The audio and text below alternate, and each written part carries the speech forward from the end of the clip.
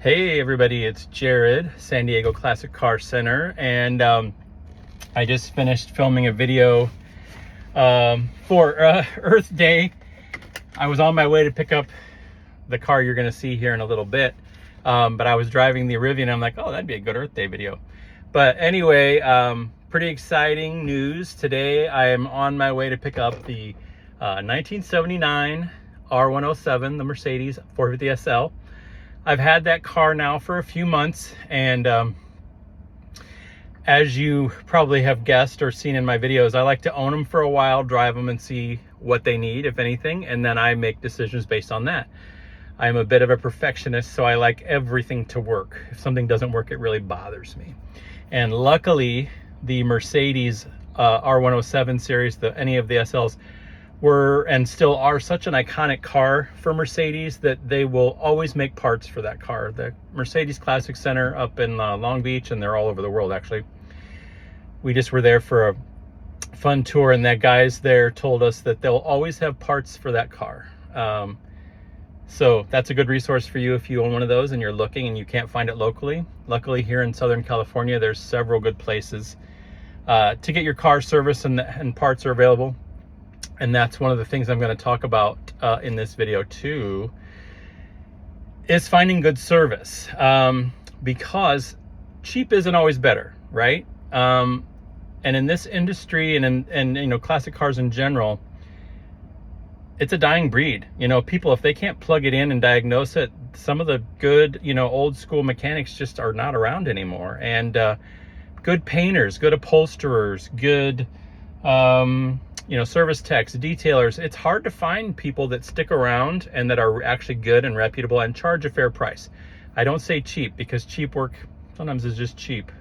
And the place I use here is in La Mesa for the Mercedes. There are other places I could go, but honestly, they're never the cheapest, but their work is always solid. And I use Dieter Fischer's Mercedes, super nice guy. So I'm on my way there to pick it up, and I'm pretty excited to have a working cruise control and a working HVAC system, because if you know anything about the older Mercedes, especially the 72 to about 81, I think 82 they switched the climate control to the newer system. It was a little wonky, right? So the vacuums would fail, or the servos would fail, and air would come out of vents that shouldn't come out, or whatever. So anyway, I'm gonna go there, pick it up, and we'll do some videoing with that car. So stay tuned. Hey guys, so as mentioned, I'm outside of Dieter's Mercedes service here in La Mesa. I'm gonna go take a peek to see if the car is ready. Can't guarantee it is. I know today at some point it will be ready, but as mentioned, this is a place I like to bring my classic Mercedes, because they are just, their work is solid. So here, I'll show you. So here we are outside of Dieter's, and you can see by the awesome cars that are sitting there that they do a wonderful business and have some wonderful classics out there. Mine happens to be sitting inside at the moment. But anyway, if you're in the La Mesa or Southern California area, this is a good spot to bring your car. Again, they always just have good quality work done, and I like using them.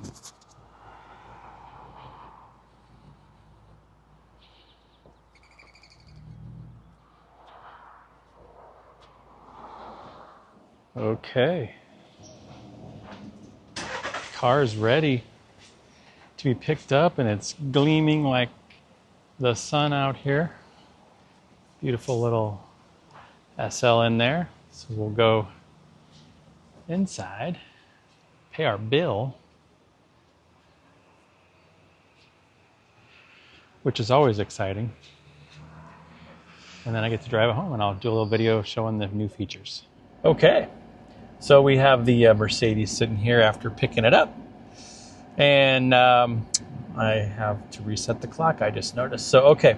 Anyway, this is the old school from the 70s climate control. And so they changed this to the more horizontal version, and I believe 82 was the first year for it. But in this car this year, really you had a choice of high and low, bi-level, and defrost. Air compressor on or off. And then you can dial your temperature however. This was originally R12, and it just wasn't cold anymore. So now she is icy cold out of all the vents. And the cruise control was not working before. And some people might say, well, why would you bother, fixing the cruise on a 46-year-old car? But it's only got 63,000 miles. So I said, sometimes cruise control is tied to other things that could be a problem. So I'm more of the kind of person that would rather fix it than let it go. This car is just very, very clean, very premium inside. So I had it fixed. So it's right about $6,000 to fix all of this. The climate control, there were some servos, there were some control things under the hood that needed to be replaced. And I think one cooling line had to be replaced with the transmission. But other than that, the rest was taking out the cluster and making sure all that worked in conjunction with the cruise. So yay, now we have working cruise and working very cold air conditioning. And of course I had the Blaupunkt, I had this done early on, but the Bluetooth stereo put in so that I can Bluetooth stream my music. Let me see if I can pop the hood and check out the new components they put under there.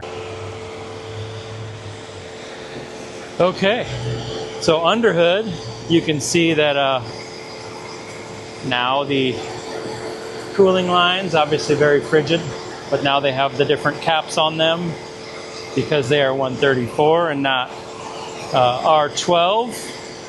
But while it was in there, we make sure all the cooling fans and everything work as they should. All the circulating fans come on as they should. And over here was one of the other new components that we had done. This controls some of the vacuum operated items in the heating system. So typical in these cars that sometimes those middle vents inside would freeze. You actually just saw the servo work right there. See it working? That is opening and closing things as needed for the operation of the climate control. So very happy to have all that done. The car is shiny and glistening. I need to close my door. There we go. That wasn't closed all the way. But time to drop the top and enjoy it. So we'll do a little driving video here. I'm gonna see if I can demo the cruise control. Actually, okay, on the road again. This is a little longer stretch, hopefully. So let's set it at 45.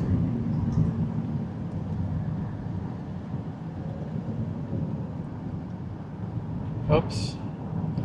Let's go there.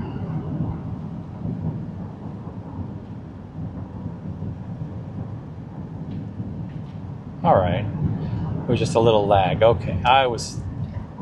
Now she's holding at 45. Foot's off the gas. Looks like I better hit the brake or else I'll rear end everybody up here. So, good to know. Good to know the cruise is working. That was something that always kind of bugged me, that when things don't work properly. So, we will try the resume function. And there goes resume. It should bring me up to my originally set speed at 45. There it is. Wonderful, wonderful.